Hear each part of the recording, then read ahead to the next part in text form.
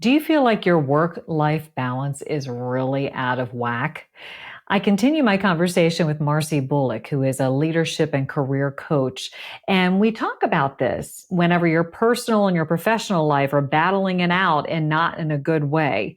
Marcy shares with us how to know when it's time to make a change. Stay tuned. Hi, I'm Karin Reed. I'm a four-time author, Emmy Award-winning broadcast journalist, and communication expert on helping people to own the room, whether it be a physical one or a virtual one. Welcome to Speaker Dynamics. Marcy, I think that we could do about 20 different episodes talking about all the different topics that you get to really dig into with your clients. But I did want to talk to you a little bit about one that you brought to the fore, which I think is really interesting. You say it's the difference between work-life integration and work-life balance. So tell me a little bit about that. Okay, so a lot of people think that when they start their professional life and they're moving out of their education into the real world, that there's going to be this balance where, you have time for things like your family and your hobbies, and then you have time for things that you're getting paid for. But I've found, and I'm sure you have too, that there is never a balanced scale. You have all kinds of things up in the air, and you are just doing your best to keep your head above water.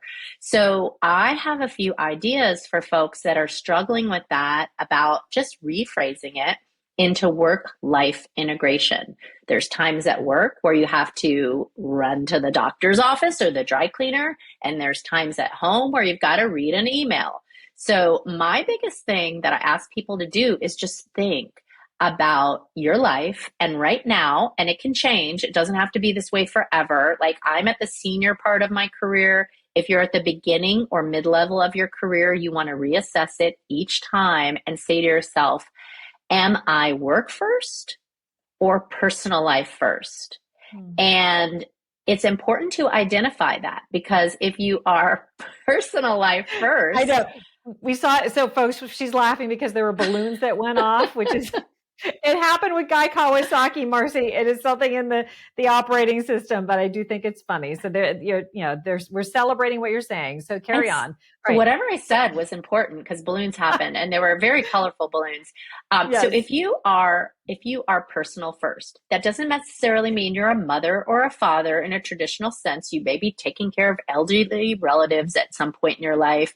You may want to run a marathon, whatever's important to you in your personal life. If that comes first, you have to identify that and make decisions accordingly. So maybe you're going to get offered the corner office and you turn it down because you don't want the extra stress and pressure. If you are work first, a lot of people think, oh my gosh, don't judge me, but I want to make a lot of money and my career comes first. That is very important. Like, let's look at people that have that kind of job. Like our Madam Vice President probably said to other loved ones in her life, I'm running a country and this is going to come first. Doesn't mean you don't love your husband or your kids or your nieces or nephews. It just means that you have made that decision. But the thing I think is cool to remember is you can also be a cycler.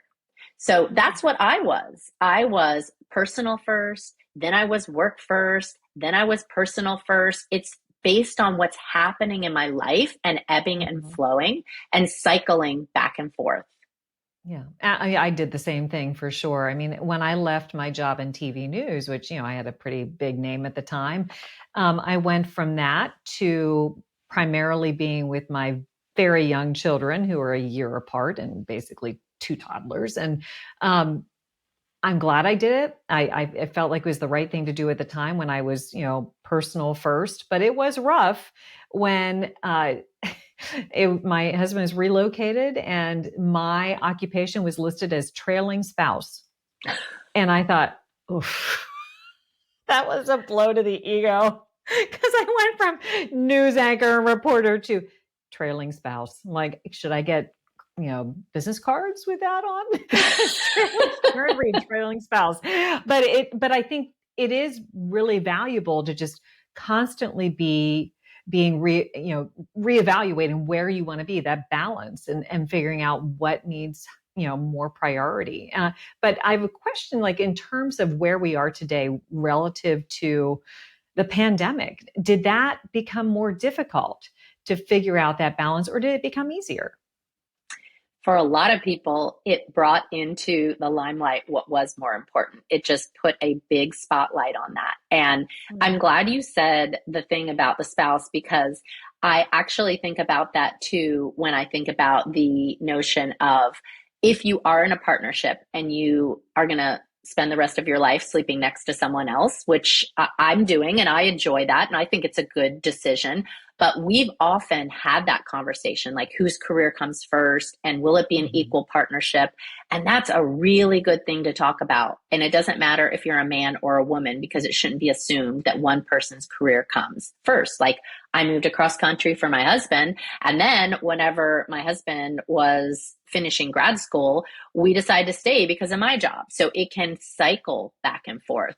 But 100% with the pandemic, people realize that there is more to life than just working for the man and selling your soul. And if your job was soul destroying, we know about the Great Resignation. People just got the heck out of there because they realized what was important in their life. Yeah, life is too short. Like, and it felt very much, a day to day, question at that time. And I think that, yeah, it did cause a lot of people just to sit back and really reevaluate. And oftentimes the decision was to, go somewhere else. So that's really interesting.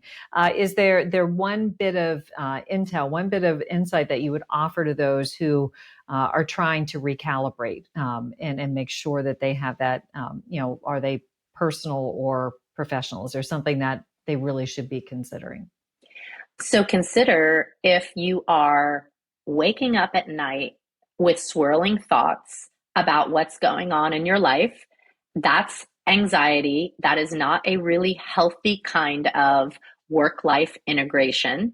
And there are two kinds of work first people. And I like to remind people of this. There's the compulsive work first, which is you're working so hard because everybody's going to glare at you if you don't get everything done in time, and that you'll never get everything done in time because you're overloaded.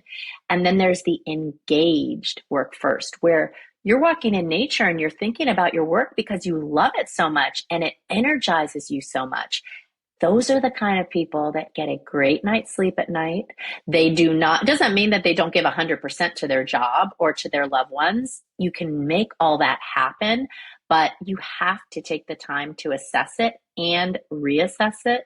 And if you are feeling completely overwhelmed and miserable, that's not okay. You will have a heart attack. I actually had two of my bosses have heart attacks in my life. And I saw that happen in a university setting where they were so stressed out.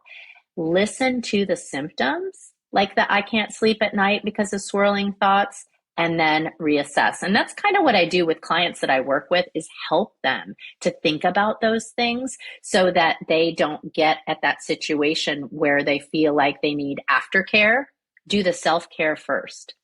That's a great point. I know certainly in TV news, there was a sense that, well, there's nothing else that I can do. My skills are not transferable. And in fact, one of my favorite co-anchors said to me, I'm always happy when I see people get over the wall. When I left TV news, I'm like, that's a great way of putting it. But I think it is really important to understand that you don't have to be stuck. And it is not worth it to be stuck. And it could be very, as you said, detrimental to your health. And it requires some change.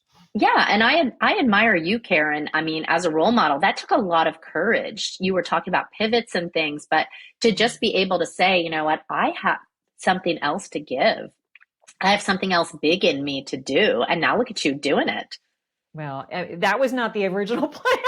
It was mostly like, oh my gosh, I need to get some sanity because I've got these two little kids at home, and whenever news breaks, it breaks, and I have no control over it. So, that was more of my impetus. It wasn't me saying, I want to go and create speaker dynamics. I want to become a communication coach. That was not in the plan at all. But I think that's part of the joy. Just you never know where your path is going to lead you. And I feel I very totally agree. I love that story. That's such a great one.